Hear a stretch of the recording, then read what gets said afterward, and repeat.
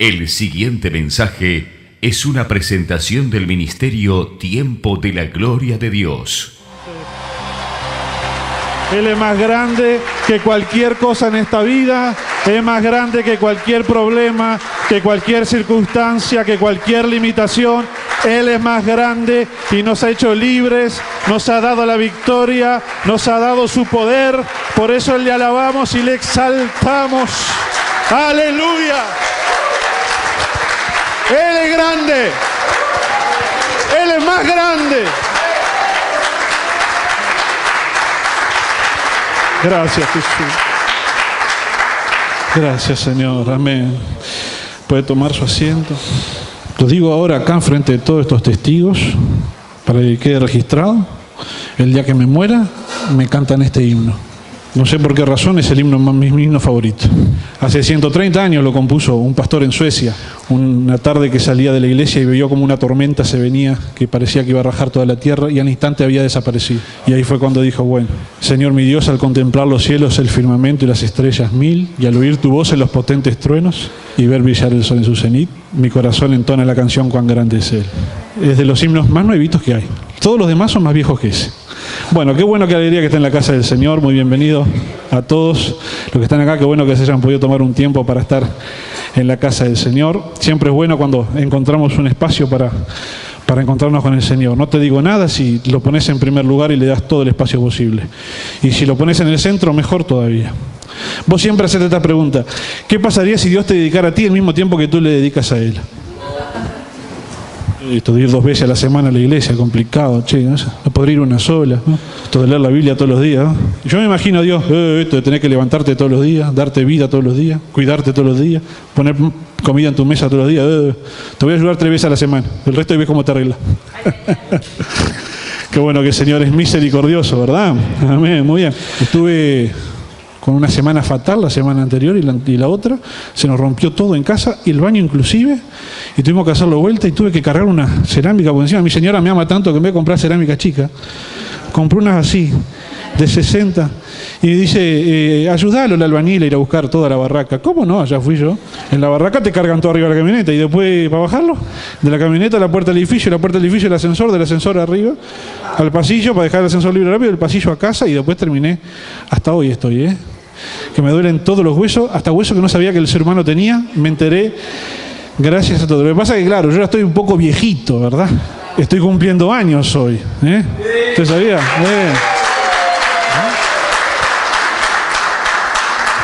¿Perdón? ¿Qué? Sí, en junio cumplo 33. Hoy cumplo 12.000 días de vida.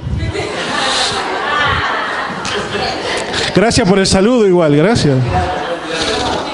Hoy cumplo 12.000 días de vida. Vistos así son un montón.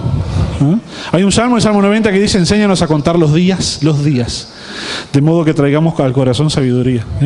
De esos 12.000 días, creo que 4.000 me pasé durmiendo, porque uno duerme un tercio de su vida, y los otros 4.500 me pasé casado. Así que si yo resto los durmiendo, que no valen, digamos que la mitad de mi vida estuve casado, básicamente. ¿Qué tal? Y todavía me queda... Escuchame. Dios mío, bueno, está listo el librillo de Miércoles de Fe. Está pronto el librillo de Miércoles de Fe. Este librillo dice todo lo que dijimos durante el mes de marzo, y de pronto alguna cosa más que me pude haber olvidado, ¿sí? Así que si usted se le pasó, no tomó nota de algo, tiene el librillo. Este librillo sí va a tener costo. Y va a costar 117 pesos. Ni 100, ni 120, ni 150. 117, que es lo que me cobran para hacer la fotocopia. 78 copias a $1.50. Si alguno consigue un lugar más barato de $1.50 la fotocopia, le doy el original y se lo fotocopia a usted, no hay ningún problema. Y si usted quiere que se lo mande por PDF, por computadora, para usted verlo en su casa, no quiere imprimirlo, no hay ningún problema. Mándenme un mail acá a iglesiatgd@gmail.com. Ya estuvimos viendo el miércoles pasado, para los que no vinieron, un pequeño repaso. Bueno, ya vimos que, ¿cuántos se acuerdan que vimos que Job era un hombre común y bastante pecador como cualquier otro? Lo vimos el miércoles pasado, pero por la fe en Dios obtuvo 2 cosas. ¿Qué cosas obtuvo? La primera, el perdón de sus pecados, ¿verdad? Y la segunda, inició un camino de perfección, de madurez, un camino que iba a cambiar toda su vida y todas sus acciones. Porque, bueno, yo primero me salvo y después Dios me cambia, ¿verdad? Hay un momento inicial en la vida de todo cristiano, que es la salvación, que es cuando yo me entrego al Señor, le pido perdón a Dios por mis pecados, y Dios borra mis pecados, quedan en el pasado, ya no están más, ¿verdad? Pero luego iniciamos el camino de madurez, de perfeccionamiento, pero vamos a hablar más que nada de madurez. Tenemos el versículo donde el apóstol Pedro les habla a sus compatriotas y les dice: arrepentíos y bautícese cada uno de vosotros en el nombre de Jesucristo para perdón de los pecados, y recibiréis el don del Espíritu Santo. Este es el momento inicial en la vida de todo cristiano, el momento de la salvación. Así que me convierto, me arrepiento, me bautizo, mis pecados son perdonados. Ahí apenas es el principio, recién empezamos a caminar. Ahora el resto de nuestra vida deberá transitar un camino hacia la madurez, que así lo describe el que escribió la epístola de los Hebreos. Dice: por tanto, dejando ya los rudimentos de la doctrina de Cristo, vamos adelante a la perfección, no echando otra vez el fundamento del arrepentimiento de obras muertas, de la fe en Dios, de la doctrina de bautismos, de la imposición de manos, de la resurrección de los muertos y del juicio eterno. Es decir, hay cosas que son básicas, es el fundamento, es lo inicial, ¿verdad? Hay gente que se pasa años en la iglesia y todo el tiempo se arrepiente de vuelta de los mismos pecados que ya Dios le perdonó. O hay gente que incluso llega a convertir varias veces, porque le cuesta tanto, sí, te reí, pobre gente, le cuesta tanto avanzar, que se siente pecador, se siente culpable, y entonces se vuelve a convertir de vuelta, hace la oración de fe otra vez. Algunos se quieren hasta bautizar 2 veces, 3 veces, porque se apartó y después volvió. Bueno, pero en realidad el Señor nos invita a que eso se hace una vez y es el fundamento, y luego hay que empezar a construir por encima de eso y no seguir insistiendo en eso. Así que ahora vamos de camino a la madurez, y mire cuántos versículos traje acá para que usted lea. Ahí va, Colosenses 1:28. Amonestando a todo hombre y enseñando a todo hombre en toda sabiduría, a fin de presentar perfecto en Cristo Jesús a todo hombre. Así que tenemos que presentarlo a todos ustedes perfectos, maduritos. Por eso tenemos que seguir trabajando. No podemos quedar así como estamos. O como dice el pastor, Dios nos ama así como estamos, pero nos ama mucho para dejarnos así como estamos. Entonces nos quiere llevar a la madurez. Toda la Escritura es inspirada por Dios y útil para enseñar, para redarguir, para corregir, para instruir en justicia, a fin de que el hombre de Dios sea perfecto, enteramente preparado para toda buena obra. Imposible que podamos alcanzar la madurez espiritual y la madurez en la vida dejando de lado la palabra del Señor y el estudio de la palabra del Señor, porque es lo más útil y adecuado para eso. Desechando pues toda malicia, todo engaño, hipocresía, envidias y todas las detracciones. Mire todo lo que hay que dejar de lado: engaño, hipocresía, envidias, todo eso que uno trae, todo eso que era parte de nuestra vida anterior. Esto hay que dejarlo de lado. Desead como niños recién nacidos la leche espiritual no adulterada, para que por ella crezcáis para salvación, si es que habéis gustado la benignidad del Señor. Todo creyente es un niño espiritual cuando recién se convierte. Esa es la figura, la metáfora. Somos niños, bebés espirituales. La palabra de Dios debe ser como leche en un principio para comenzar a desarrollarnos y crecer hasta alcanzar las condiciones espirituales de un hombre maduro. El peligro es quedarse como niños. Así que de este camino a la madurez vamos a analizar algunas de las partes de la vida de Job. En este caso vamos a ver que Job fue una persona íntegra a pesar de todo lo que le pasó. Ese es un punto de la madurez que tenemos que alcanzar. Integridad a prueba de todo. Tenemos un versículo, ¿no?, que ya lo habíamos leído. Respondió Satanás a Jehová y dijo: ¿acaso teme Job a Dios de balde? Cuando Dios se enorgullece de Job, de su integridad, de su obediencia, y se lo hace ver a Satanás, éste le responde que si Job le obedecía era por puro interés. Es decir, el diablo no lograba poner en duda ni la perfección ni la madurez de Job, ni su obediencia, tampoco su rectitud ni la justicia de sus actos, ni el hecho de que efectivamente vivía en santidad, apartado del mal. Al decir, ¿acaso teme Job a Dios de balde?, lo primero que reconoce es que teme Job, o que Job teme a Dios. Hasta el diablo sabe reconocer un hijo de Dios obediente cuando lo ve. Ahora, por esa razón, lo que pone en duda es lo que ni él, ni nosotros, ni el propio Job podía ver, que era la motivación. ¿Por qué? ¿Por qué Job es obediente? ¿Qué es lo que hace que Job sea obediente? ¿Cuál es la motivación? Porque el diablo dice, bueno, es obediente porque vos le diste todo, protege su familia, le diste riqueza, ¿y quién no va a obedecer así? Es como que venga un padre y me diga, ¿viste cómo me obedece mi hijo? ¡Qué bárbaro! Y yo le respondo, y sí, claro, le compraste la PlayStation, el iPhone, le compraste un auto, le das plata para que salga a pasear con los amigos, hasta yo te obedezco así. ¿No me querés adoptar? Pero, parece chiste, pero es, digamos, lo más habitual que ocurre en la vida, ¿sí? si yo recibo muchos buenos bienes de parte de alguien, lo voy a querer.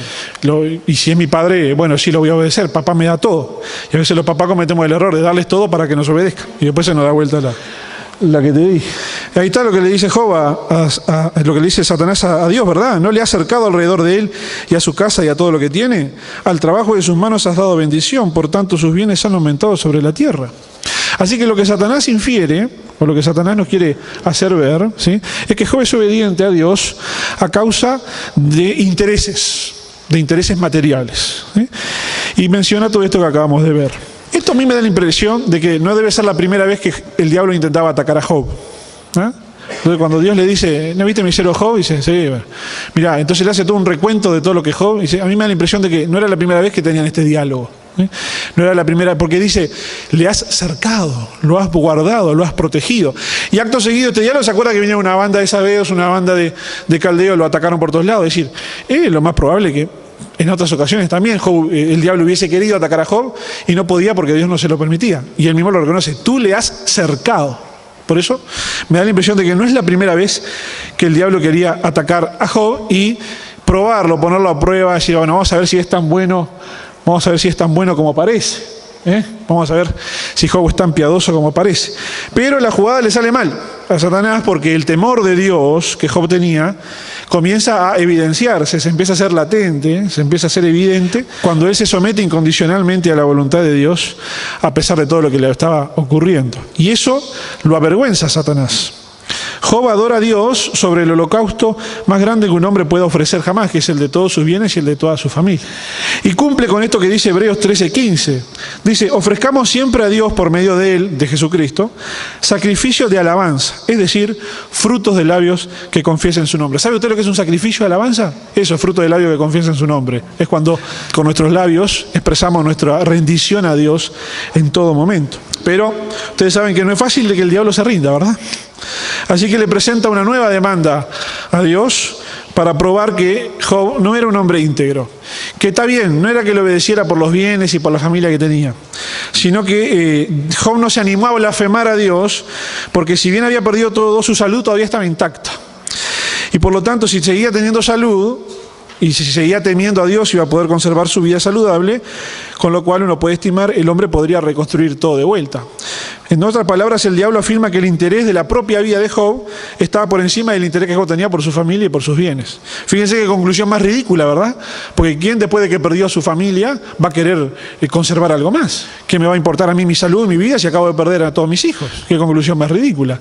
Pero eso es lo que el diablo postula en esta ocasión. Postula eso que, bueno, sí, Job no te blasfemó, no maldijo, no se quejó porque sabe que si lo hace, se muere él. Y él quiere conservar su vida. ¿Quién va a querer conservar la vida después de todo lo que acaba de pasar? Bueno, aún así, Dios permite que Job reciba una enfermedad, pierde toda la salud y pierde todo su deseo de vivir. Y sin embargo, una cuestión bastante particular. Aunque Dios nos ama, también nos prueba. Aunque seamos amados, también seremos probados. No quise poner la expresión, los que son más amados son más probados, porque Dios no ama más a nadie, ¿verdad? Pero a veces uno da la sensación de que cuanto más cerca estás de Dios, más prueba. Fíjate ahí, ¿qué dice Juan 11:5? Amaba Jesús a Marta, a su hermana María y a Lázaro. Eran sus íntimos. Jesús ama a todos, ¿verdad?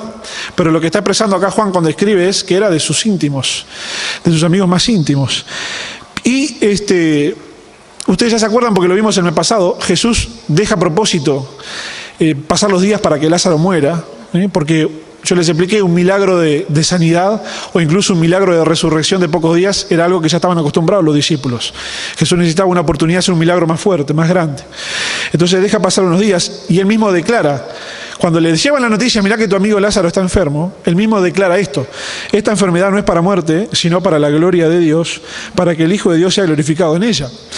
Ahora, tanto la experiencia de la familia de Lázaro y del propio Lázaro como la experiencia de Job terminan ambas con bendición, pero durante el proceso no son nada simpáticas, ¿verdad? Sin embargo, la pregunta que nosotros nos tenemos que hacer es: ¿estamos dispuestos a que Dios use nuestras vidas para que el Hijo de Dios sea manifestado?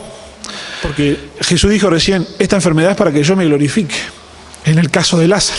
Y también todo lo que pasó Job era para que Dios se glorifique y se manifieste. Y la pregunta que nosotros nos hacemos es, ¿estamos dispuestos nosotros a que Dios use nuestras vidas para que Él sea manifestado? Eso es ya un avance bastante hacia la madurez. Mire lo que dice acá Hebreos acerca de Jesús. Dice, y aunque era hijo, por lo que padeció, aprendió la obediencia, y habiendo sido perfeccionado, ¿vio? Jesús también necesitó ser perfeccionado. Vino a ser autor de eterna salvación para todos los que le obedecen. Y sigue, ¿no? Sí. Porque convenía a aquel por cuya causa son todas las cosas y por quien todas las cosas subsisten, Jesús, que habiendo de llevar muchos hijos a la gloria, presente, a mí me va a llevar la gloria. Amén. Dice, mire lo que hace Dios, perfeccionase por aflicciones al autor de la salvación de ellos. Es decir, quien nos ha dado la salvación a nosotros, Jesús, también tuvo que transitar un camino de madurez y de perfeccionamiento, inevitablemente a través de las aflicciones. Del mismísimo Señor Jesús, las Escrituras nos muestran que tuvo que padecer para aprender lo que significa obedecer, aprendió obediencia padeciendo, para saber lo que pesa y carga una vida de obediencia, y el resultado de eso fue el haber sido perfeccionado para poder ser el autor de la eterna salvación para los que le obedecemos. Es decir, nuestra salvación es producto de los padecimientos de Cristo. Entonces, si hasta Jesucristo tuvo que atravesar circunstancias difíciles para poder ser perfeccionado, nosotros también, cuando estemos pasando circunstancias difíciles, sepamos que el Señor está aprovechando cada una de esas situaciones para perfeccionarnos, para hacernos madurar, ¿sí? Y es necesario. Fíjense que si Jesucristo no maduraba y no se perfeccionaba, no podía ser el autor de la salvación para nosotros, ¿verdad? Entonces, para todo necesitamos madurez.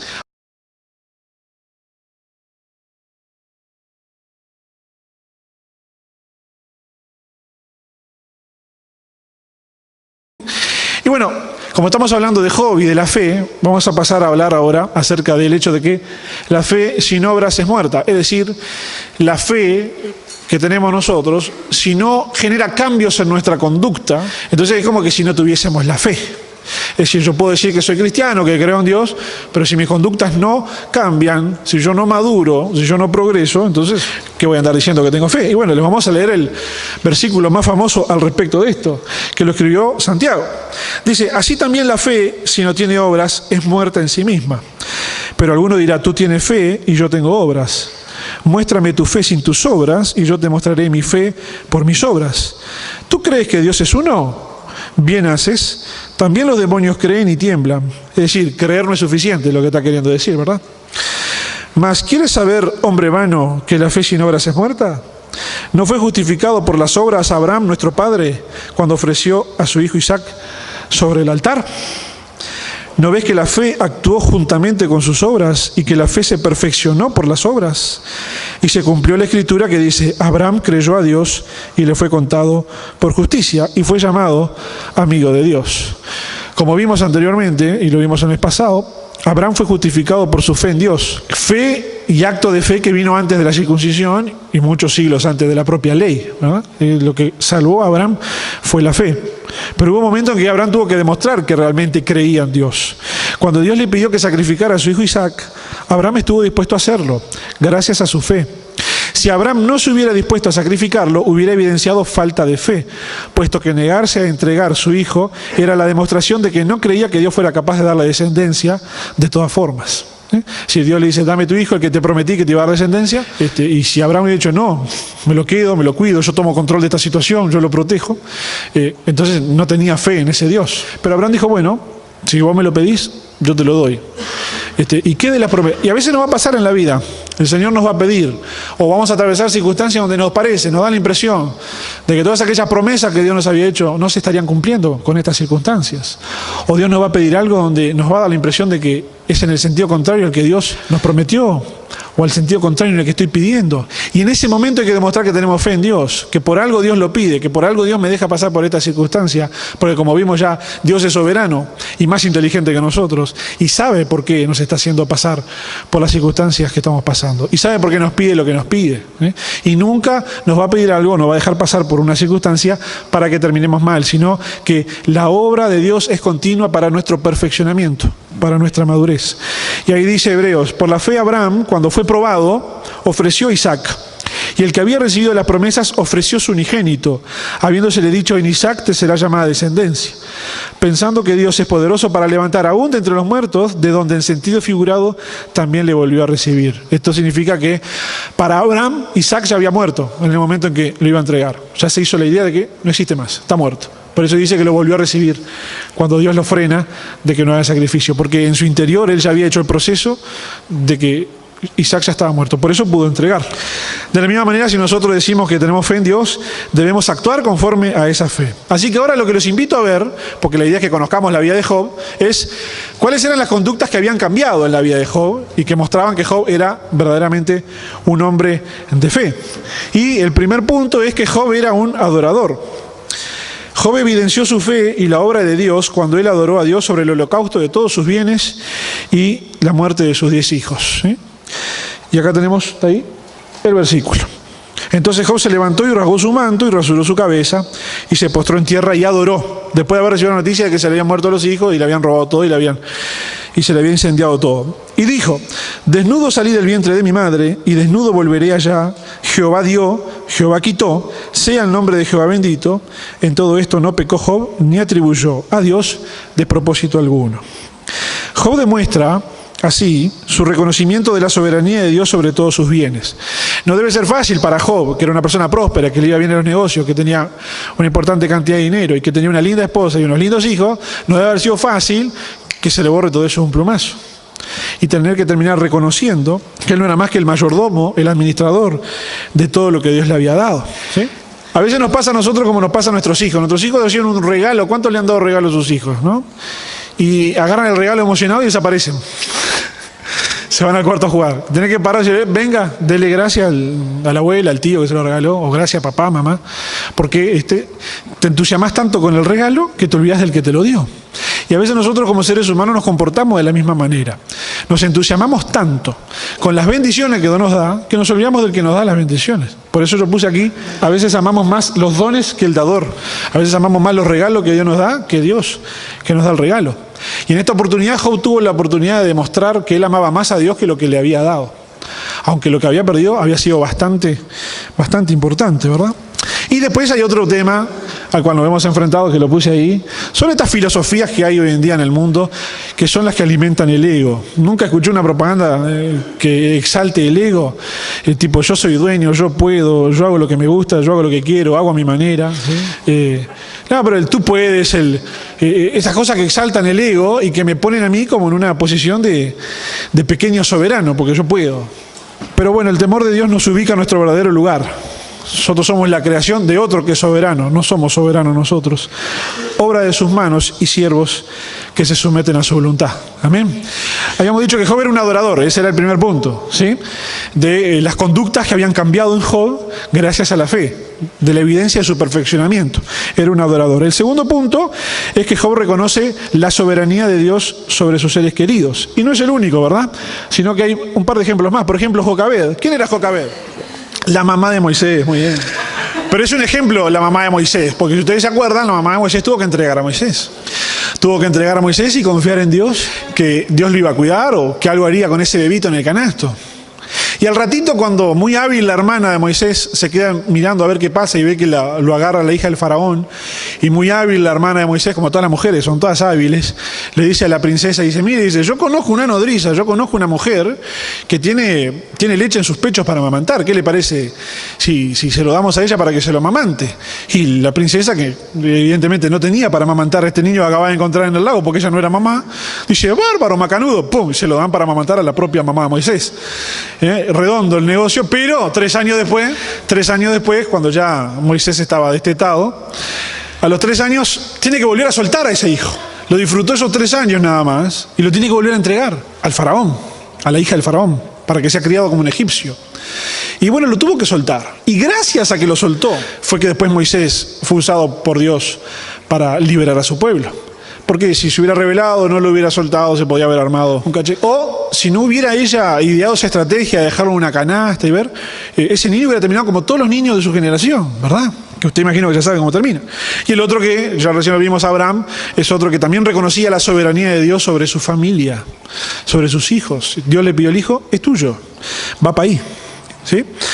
Otro punto. Ya vimos que Job era un adorador, ya vimos que Job reconocía la soberanía de Dios sobre sus familias, y ahora vamos a ver que Job era un hombre que llevaba una correcta vida familiar. ¿Sí?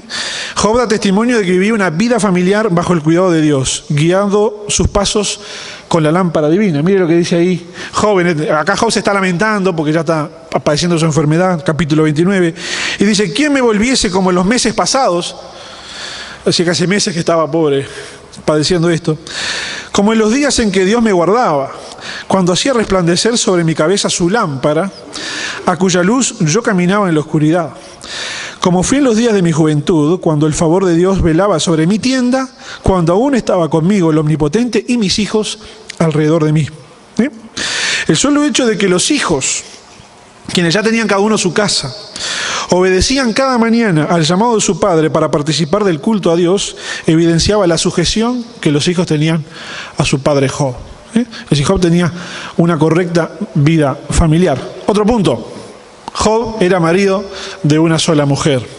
Fíjese, ahí tenemos el capítulo 31 de Job. Job hablando y dice: hice pacto con mis ojos, ¿cómo pues había yo de mirar a una virgen?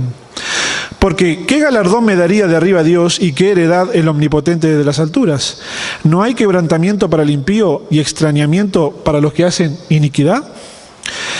Si fue mi corazón engañado acerca de mujer, y si estuve acechando a la puerta de mi prójimo, muela para otro mi mujer y sobre ella otros se encorven.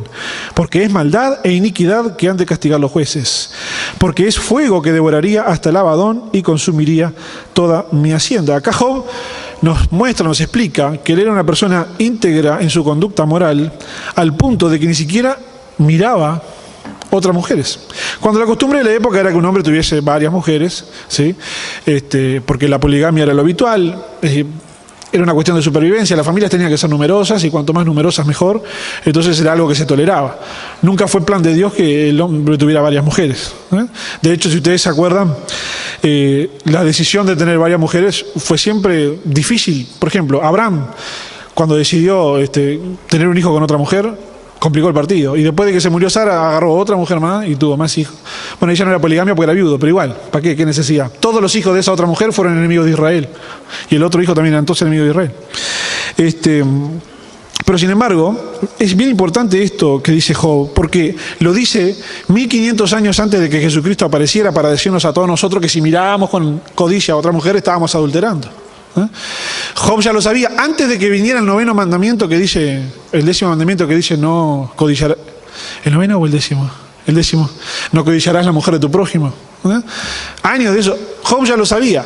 Es decir, Job tenía, posiblemente habiéndolo recibido de sus padres, que eran todos hijos de Abraham, una teología muy rica, y los amigos de Job también, aunque incompleta y en algún punto fallada, pero eso es para el miércoles que viene, no se le quiero adelantar. Tenían una teología muy rica y Job sabía muchísimas cosas. Hay muchas cosas que usted las ve en el libro de Job que están en el resto de la Biblia, y a veces la dejamos pasar porque no entendemos el libro de Job. Como yo digo, hacemos el 1 y el 2 y saltamos al 42 a ver el final de la novela, pero hay muchas cosas que están en el resto de la Biblia. Job llevaba adelante una correcta vida familiar. En su peor momento, bueno, ya hablamos de esto. Mire, en su peor momento, a pesar de que su esposa no le acompañó en la prueba y no supo comportarse con sabiduría, amor y comprensión, Job fue siempre consciente de que eso no le otorgaba libertad para eventualmente, en un futuro, formar una nueva pareja con otra. El temor de Dios guarda al creyente de cometer graves errores que luego no tienen solución en la presencia de Dios, pese a que los hombres hacen sus propias leyes para buscar soluciones aparentes. Esto es para matrimonios, ¿no? Que el temor de Dios nos libre de tomar soluciones que son muy comunes por ahí afuera, ¿no? Pero que delante del Señor nos generarían un problema. Así que le voy a invitar a leer, porque a usted le gusta leer, ¿verdad? Ya el otro día leímos el 1 y el 2 de Job. Ahora vamos a leer el 19. ¿Qué le parece? ¿Me acompaña a la lectura del capítulo 19? Mire qué trágico.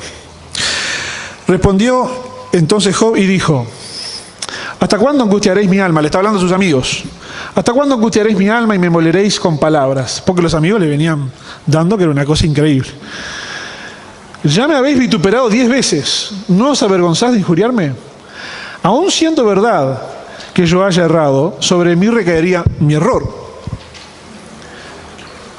Pero si vosotros os engrandecéis contra mí y contra mí alegáis mi oprobio, sabed ahora que Dios me ha derribado y me ha envuelto en su red. He aquí yo clamaré agravio y no seré oído. Daré voces y no habrá juicio. Cercó de vallado mi camino y no pasaré. Sobre mis veredas puso tiniebla. Fíjense qué situación terrible que está. Me ha despojado de mi gloria, ¿se acuerdan que era rey, no? Y quitado la corona de mi cabeza, ¿vio? Me arruinó por todos lados y perezco. Y ha hecho pasar mi esperanza como árbol arrancado. Hizo arder contra mí su furor y me contó para sí entre sus enemigos. Vinieron sus ejércitos a una y se atrincheraron en mí y acamparon en derredor de mi tienda. Hizo alejar de mí a mis hermanos. Ahora va a mostrar lo solo que está Job. Hizo alejar de mí a mis hermanos, y mis conocidos como extraños se apartaron de mí. Mis parientes se detuvieron, y mis conocidos se olvidaron de mí. Los moradores de mi casa y mis criados me tuvieron por extraño. Forastero fui yo a sus ojos. Llamé a mi siervo y no respondió. De mi propia boca le suplicaba. Mi aliento vino a ser extraño a mi mujer, aunque por los hijos de mis entrañas le rogaba. Ya hasta ni la mujer lo aguantaba.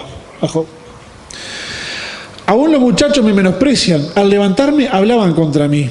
Todos mis íntimos amigos me aborrecieron, y los que yo amaba se volvieron contra mí. Mi piel y mi carne se pegaron a mis huesos, y he escapado con solo la piel de mis dientes. Oh, vosotros, mis amigos, tened compasión de mí, porque la mano de Dios me ha tocado. ¿Por qué me perseguís como Dios, y ni aún de mi carne os saciáis? ¿Quién diese ahora que mis palabras fuesen escritas? Después las escribieron, ¿no? ¿Quién diese que se escribiesen en un libro? Bueno, acá estamos, Job. Que con cincel de hierro y plomo fuesen esculpidas en piedra para siempre. Y acá, entre todo ese dolor, entre todo ese Dios me tiene por enemigo, mira todo lo que me hizo, ¿eh? Manda esta frase que parece salida del contexto, ¿no? Pero que es de la frase más poderosa que escuchamos de Job. Yo sé que mi Redentor vive. O sea que él tenía esperanza de que Dios lo viniera a redimir, que Dios lo viniera a levantar. Y miren lo que dice, y esto es importantísimo. Y al fin se levantará sobre el polvo, y después de deshecha esta mi piel, en mi carne he de ver a Dios. Esto es importante porque ellos, en aquella época, no sabían de la vida después de la muerte. Difícilmente algún patriarca de la antigüedad, del Antiguo Testamento, sabía de la vida después de la muerte. De hecho, era tal el desacuerdo que había con eso, que había en la época de Jesús 2 sectas que se peleaban por esa razón. ¿Sí? Pero vida después de la muerte era algo que no contaba para ellos. ¿Sí? Por eso ellos entendían que si eras pecador tenías que pagar acá en la tierra todos los pecados que hubieses hecho, y si no eras pecador tenías que recibir acá en la tierra todas las bendiciones que eran para vos. No había otra chance después. Y por eso es que Job dice, antes de morirme, antes de que me muera, yo sé que voy a ver a Dios, el cual veré por mí mismo, y mis ojos lo verán, y no otro, aunque mi corazón desfallece dentro de mí. Este es el capítulo 19 de Job. Y así todo, abandonado hasta por su propia mujer, abandonado por sus amigos, abandonado por sus hermanos, dijo ahí, ya no teniendo ni siquiera, bueno, ¿hasta qué siervo se iba a quedar con Job si no tenía más laburo para darle? Pero digo, toda la gente a la que Job, después vamos a ver, ayudó, estuvo al lado de él, todos lo abandonaron. En esa situación de abandono, de soledad, de tremenda soledad, se encontraba Job, y así todo no se le ocurría desviarse de su conducta.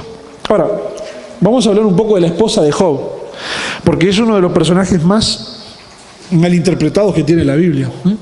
Miren lo que le dice la esposa de Job a Job. Entonces le dijo su mujer, aún retienes tu integridad, maldice a Dios y muérete. Esto ya es cuando Job le vino la sarna, le vino la enfermedad. O sea, acá ya habían perdido los hijos, habían perdido todo. Y él le dijo, como suele hablar cualquiera de las mujeres fatuas, has hablado. ¿Qué? ¿Recibiremos de Dios el bien y el mal no lo recibiremos? En todo esto no pecó Job con sus labios. Bueno, vamos a ver el contexto. Job acaba de pasar un sufrimiento emocional tremendo. Perdió a sus hijos, perdió todo lo que tenía. Y de ahí pasó al siguiente sufrimiento, que es el más habitual de todos, que es el sufrimiento físico. Es lo que se llama somatización. ¿Sí? Es decir, vos pasás un estrés, un dolor, una angustia terrible, por algún lado vas a reventar. Algo te pasa. Las defensas caen y posiblemente te agarres cualquier enfermedad. Eso le pasó a Job. No sabemos cuánto tiempo entre un día y otro, pero Job, después de haber pasado ese tremendo estrés, ese tremendo shock emocional, era obvio que sus defensas iban a caer y cualquier bichito que anda por la vuelta se lo iba a agarrar, como decimos popularmente.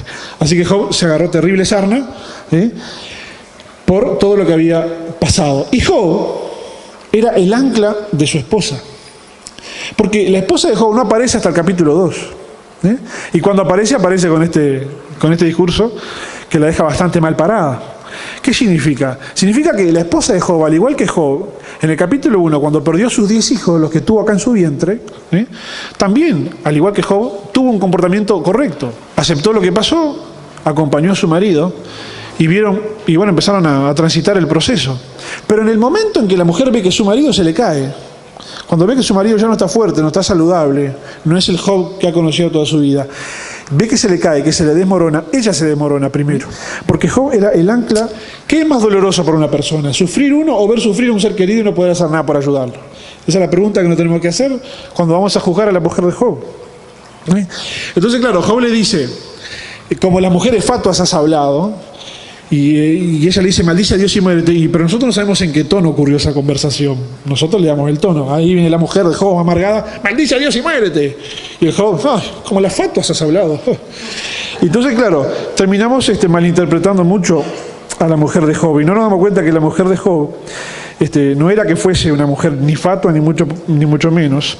Ella también había perdido a sus 10 hijos. Ella también estaba pasando por una agonía que no está escrita, ¿sí? Y por lo tanto, la pregunta que me toca hacer es, ¿se volvió amargada de golpe o la hemos malinterpretado?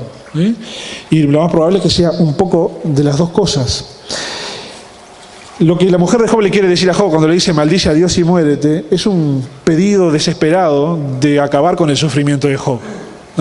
Es como decir, no aguanto más verte así, no luches más, solo la muerte te va a dar alivio de este dolor.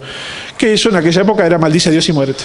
Pero es lo mismo que muchas veces nos ha pasado a nosotros estando cerca de un familiar o de una persona cercana que está en un momento terminal y oramos y decimos, bueno Señor, si es tu voluntad y se tiene que ir, que se vaya sin sufrir más. Claro, nosotros lo decimos en términos elegantes porque no somos nosotros los que estamos ahí, pero seguramente si hay un hombre que está en una situación terminal, ¿sí? La que más debe estar sufriendo es su esposa. Y capaz que la esposa, si tiene que decirlo, dice, sí, ¿por qué no se lo lleva de una vez? Dios, ¿por qué lo hace sufrir así? Y ya se le empieza a agarrar con Dios. Una actitud natural, esperable, ¿sí? De cualquier persona que está bajo presión, pero que en realidad lo que está diciendo por dentro mío es no aguanto más este dolor, no aguanto más lo que estamos viviendo. Quiero terminar con esto una buena vez. ¿Por qué? Porque ella veía la postura de Job. La postura de Job seguía adorando a Dios, seguía bendiciendo a Dios, no caía su fe. Y eso ella lo veía como un intento de Job por luchar para salir adelante, por luchar para revertir la situación. Entonces lo que le viene a decir a la mujer de Job dice, no luches más, entregate una vez, ya, cortá con esto. Y bueno, ella sabía que si maldecía a Dios moría. Esa era la idea que todos tenían en aquel entonces, ¿no? Uno maldice a Dios, muere al toque. Entonces en realidad es un pedido desesperado, porque no soporta más verlo así. Y seguramente las palabras de Job cuando le dice, has hablado como las mujeres fatuas, es una suerte de decir, cariño, te desconozco. Eso no es lo que esperaba de ti. Es una suerte de decirle, esta no es la mujer que yo conozco. Por eso le dice, como las mujeres fatuas has hablado. Pero no que la esté acusando de ser una mujer fatua, de que lo haya sido toda su vida. En realidad no era así. Y bueno, no obstante el hecho de que la mujer de Job, al igual que su marido, atravesaba una situación devastadora, tenemos que aprender algo muy importante de todo esto. Si bien su mujer no lo abandonó materialmente, porque por ahí andaría en algún lado, después tienen 10 hijos más, en lo que toca a su trato como persona, sí lo dejó. Y fíjese qué cosa interesante, porque esto es para matrimonios, pero no solamente para hombre con esposa, sino también para padres. Mira este pequeño detalle. Esto, el abismo en la pareja. Era evidente que Job había madurado de una forma tal que la mujer no lo había acompañado al mismo nivel. Porque atravesando los dos la misma circunstancia dolorosa, pero atravesando Job una circunstancia más dolorosa todavía, la primera que se cae es ella. Y Job es el que se mantiene en la fe. Eso nos puede pasar a nosotros, los matrimonios, que estemos desparejos en nuestro nivel espiritual, desparejos en el nivel de crecimiento, de madurez. No estamos hablando de matrimonios entre un cristiano y un no cristiano, no estamos hablando del yugo desigual. Eso ya sabemos que no conviene. Estamos hablando de un matrimonio de dos cristianos, de dos creyentes, donde uno creció espiritualmente más que el otro. Entonces eso hace que por lo general el que está más atrás se apoya, se ancla, se sostiene por la espiritualidad del otro. Donde el otro se le empieza a caer, se cae la persona. O esta persona puede llegar a caer antes que el otro o más fácilmente que el otro. También ténganlo en cuenta los que son solteros acá, los que son felizmente solteros, a la hora de elegir con quién casarse, que tengan el mismo nivel de madurez. Eso ustedes no se van a dar cuenta, pregúntenle a sus líderes y a sus pastores. Esa es mi recomendación. Porque el hecho de que venga a la misma iglesia o de que tenga muchos años no significa que puedan estar parejos ahí en eso. Y donde vos generes un matrimonio, vos estás muy maduro espiritualmente, con una que no está muy maduro espiritualmente, no lo diría que es lo mismo, pero parecido a que te cases con una que no es cristiana. Porque no es el mismo nivel de compromiso, no es el mismo nivel de entrega, puede generar problemas. Y pueden habitar bajo el mismo techo, compartir la misma casa, tener una familia, disponer juntos de bienes materiales, y con todo eso haya un precipicio que separe a la pareja, aun cuando los haya bendecido con hijos. Así que lo que debió ser una sola carne no lo era, y su causa por lo general es de orden espiritual. Más allá de no estar ligado en yugo desigual, lo que les decía, aún los matrimonios cristianos, donde ambos cónyuges son hijos de Dios, la fidelidad y el amor a Dios pueden no alcanzar la misma magnitud en los dos. ¿Está claro esto, no? Matrimonios que no crecen juntos en el conocimiento del Señor, en el momento de la prueba corren riesgo de sucumbir. Porque el matrimonio es una cosa de los dos. Se cae uno, se puede caer todo. Ténganlo en cuenta. Afortunadamente para nosotros tenemos el ejemplo de Job, ¿verdad? Ahora, marido, mujer, padres con hijos, es importante que no haya ninguna persona que dependa de nosotros para su vínculo con Dios, para su relación con Dios, para su nivel espiritual. Si no puede ser que haya una persona que está bien si nosotros estamos bien, o que dependa de que nosotros lo estemos todo el tiempo. Nuestros cónyuges, nuestros hijos, las personas que tenemos cerca, tienen que generar el vínculo directamente con Dios. No puede depender de nadie. Entonces la pregunta que tú tienes que hacerte en esta noche es, ¿cuál es tu ancla? ¿Sí? ¿Qué es lo que te mantiene a pesar de todo? Cuando vos te estás atravesando circunstancias difíciles, ¿sí? ¿Te podés mantener solo? ¿Sí? ¿Podés mantenerte solo orando a Dios, clamando a Dios y a pesar de todo? ¿O dependés de que tengas uno al lado que no te deje caer? Y el día que ese uno no esté, porque el único que está con nosotros todo el tiempo es Dios, y el día que ese uno no esté, ¿qué va a pasar contigo? ¿Es nuestro vínculo directo con Dios o es una persona cercana a Dios? Nuestro cónyuge o nuestros padres. O a veces también los hijos. A veces hay padres que se apoyan en sus hijos. Y que no le valgan a sus hijos, que es el que me mantiene, es el que me da ánimo. Bueno, este es un ejemplo concreto en la vida de Job y de su esposa para que nosotros tengamos atención en nuestras familias, con nuestras esposas, con nuestros esposos, con nuestros hijos, que cada uno de los que está a nuestro alrededor desarrollen su relación con Dios y fortalezcan su relación con Dios para que permanezcan y no caigan a pesar de lo que pueda hacer que ocurra. Amén.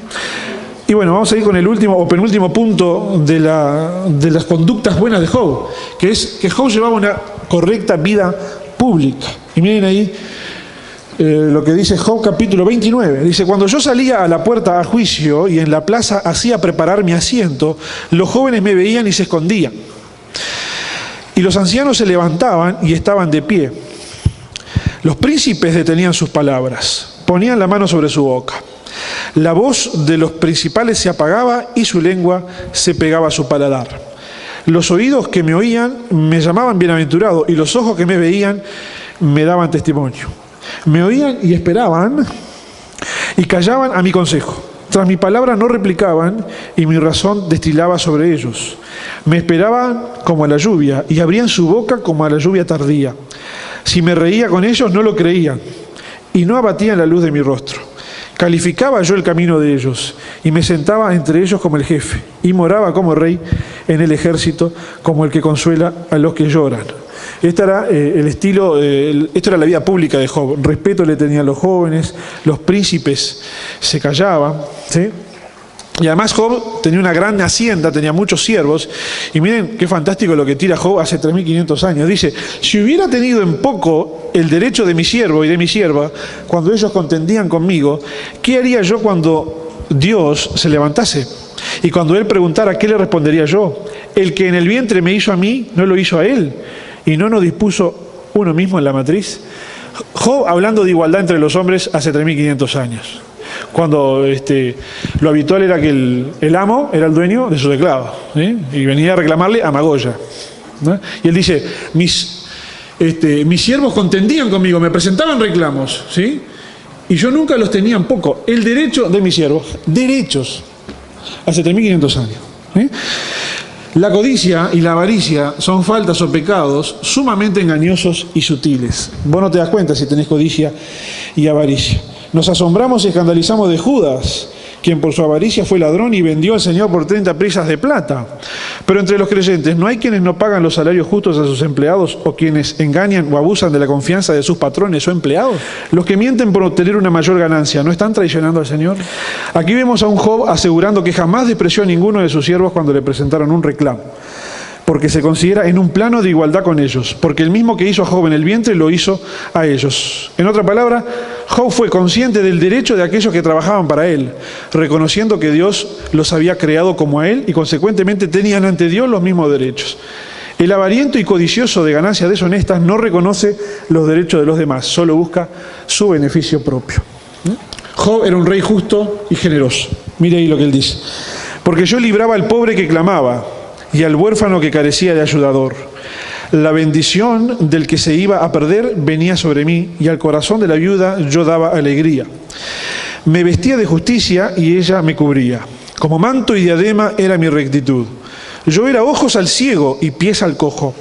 A los menesterosos era padre, y de la causa que no entendía me informaba con diligencia. Y quebrantaba los colmillos del inicuo, y de sus dientes hacía soltar la presa.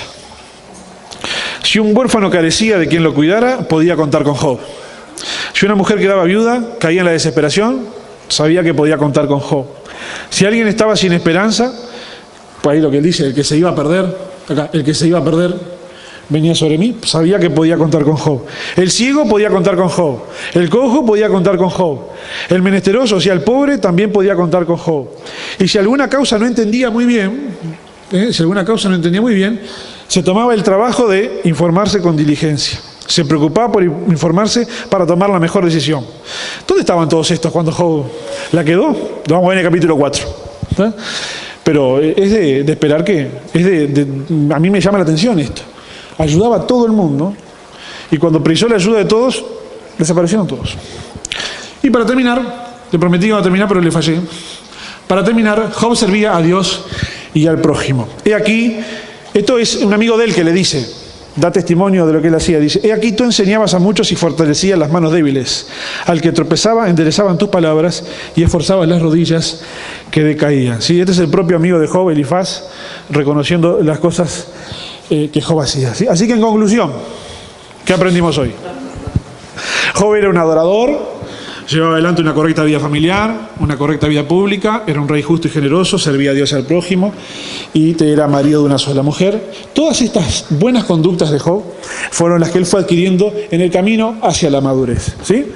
Va a quedar, para que veamos en los próximos miércoles, después de este panorama, usted se estará preguntando, ¿y qué tenía Job para seguirse perfeccionando? ¿Cuál era el problema que Job tenía? Porque si estamos diciendo que pasó por todas estas circunstancias, porque algo todavía tenía que mejorar, algo todavía tenía que cambiar en su vida, uno se pregunta, ¿y qué? Mira el currículum que tiene. Entonces, claro, yo me miro a mí y digo, pará, lo que me espera. Yo no le llego ni a los talones al pobre hombre. ¿Sí? Pero bueno, ustedes saben que el único que sabe perfectamente cuáles son las manchas del santo, las injusticias del justo o las imperfecciones del perfecto, es Dios. ¿Sí?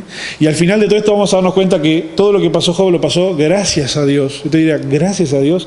Sí, porque Dios tuvo misericordia de Job y le dio la oportunidad de perfeccionarse acá, antes de pelarse. De la misma manera que Dios tiene misericordia de nosotros y aprovecha cada circunstancia difícil por la que pasamos para perfeccionarnos, para que llegado el momento de partir con Él, seamos cabales y perfectos. Amén. Nos ponemos de pie para despedirnos en oración. Fue una presentación del Ministerio Tiempo de la Gloria de Dios.